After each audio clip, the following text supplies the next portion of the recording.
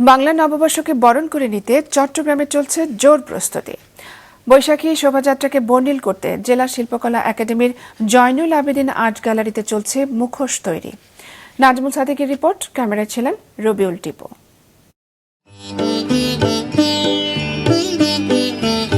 চলছে বর্ণিল সব রঙে নানা মুখোশ তৈরির কাজ। তুলির নিপুণ আঁচড়ে আর রঙের বৈচিত্র্যে মুগ্ধতা ছড়াচ্ছে মুখোশগুলো।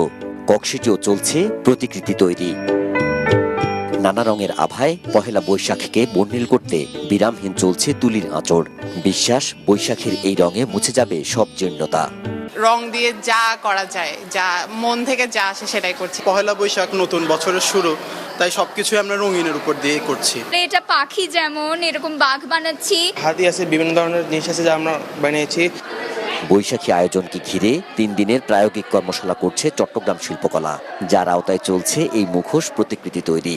প্রশিক্ষকরা জানান, নব আনন্দে জেগে ওঠার বার্তা নিয়ে নতুন বছরকে বরণ করে নিতে প্রস্তুত চট্টগ্রামবাসী। শিশু থেকে শুরু করে বৃদ্ধ এবং ছাত্র, শিক্ষক সবাই মিলেই কিন্তু আমরা বরণ করে থাকি। প্রতি বছরের নেই এবারও 1433 বঙ্গাব্দকে বরণ করার উপলক্ষে বিভিন্ন জায়গায় কাজ হচ্ছে। আমরা নতুন করে আবার সাজতে চাই, নতুন করে আবার বাঁচতে চাই, নতুন করেই সব কিছু গড়তে চাই। এত বছর শুধু চট্টগ্রাম শিল্পকলা একাডেমিতে বৈশাখী আয়োজন করত জেলা প্রশাসন। এবার ডিসি হিলের বৈশাখী আয়োজনও করছে তারা।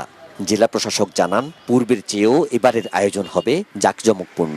আমরা 1.5 কিলোমিটার রাস্তা সার্কিট হাউস থেকে শুরু করে ডিসি হিল পর্যন্ত রাস্তাকে যেভাবে আমরা আলপনার আওতায় নিয়ে এসেছি, দুই পাশেও সৌন্দর্য বর্ধন হবে।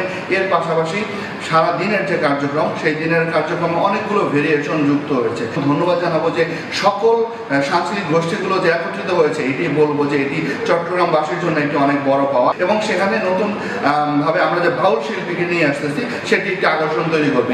এছাড়া চট্টগ্রামের সিআরবিতেও অনুষ্ঠিত হবে বৈশাখ বরণের বড় আয়োজন। পহেলা বৈশাখ ও নতুন বর্ষ শুভ বার্তা নিয়ে আসবে, এমনটাই প্রত্যাশা সবার। নাজমুল সাদিকি, মাছরাঙা সংবাদ, চট্টগ্রাম।